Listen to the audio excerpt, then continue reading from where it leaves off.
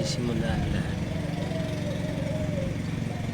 Kita nyo po yung DIY na rack and pinion gear ko. Ayan. So pag nag-nabela, yan, nabigko ka ng kaliwa, ito mangyayari. Yan siya, yan. Kaanalog yan, kagana yan. Then sa kanan. Yes ba? DIY lang yan. Na tayo pambili nung nakita ko sa Shopee. Halos 500 yun. Kaya gumawa na lang tayo. Tawag po dyan ni rack and pinion gear. Parang ganun. And then, ito ang gas.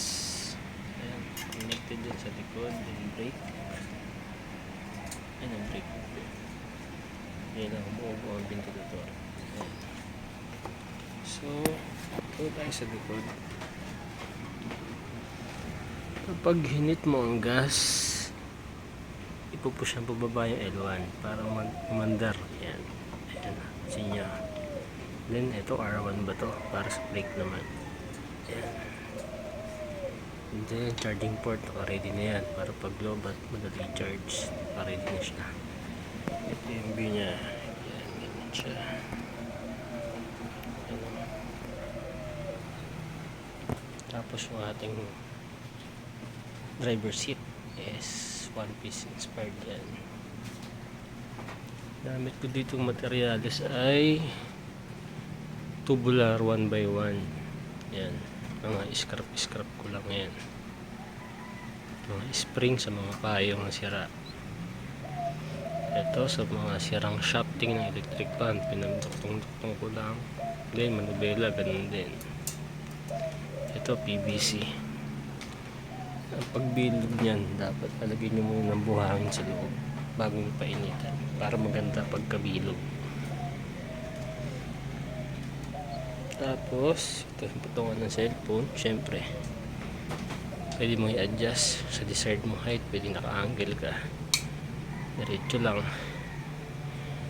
Then bumili ako sa Shopee ng tawag sa bearing ito, basta ganun, mura lang to, parang 80 lang to, dalawa, para maganda yung mechanism niya sa manubela.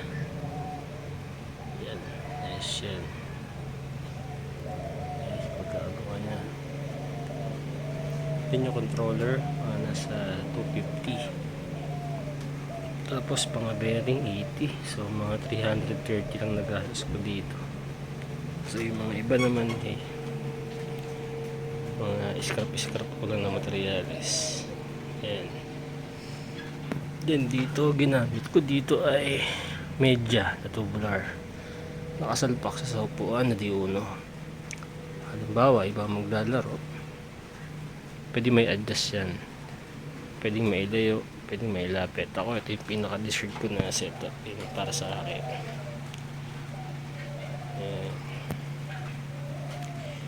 Ginagamit ko siya sa Real Racing 3.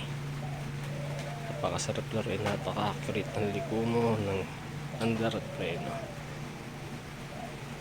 Toys for the big boys. Ayan. Kung gusto nyo gayahin yung model ko, pwede. Kailangan nyo lang talaga ng tubular.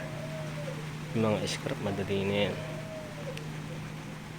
So ginamit ko welding kasi welder ako, kaya madali. Yung una ko kasing model dito, kahoy nun, palot China, pakabilis masira. Halos araw-araw, 2 araw maintenance may masisira. Kaya sabi ko, pag gumawa ko ulit, bakal na. Kaya ito, pag matagalan. Nice ba? Hindi po ito pang bata lang, hindi mo kaya gawin ng bata to. Kahit manood ko sa ibang YouTube, gumagawa talaga niyan, mga halos mga may edad na rin. Yan o. Sarap ng feeling, para ka talaga nag-drive. Gusto kong ipopost dito yung gameplay naman na mismo. Gagamitin ko yung actual gameplay. Hiram ako ng cellphone sa asawa ko para habang pinapakita yung gameplay, tapak ng paa lahat, para makita niyo gumagana talaga. So ayun lang muna, paantay sa part 2. Okay.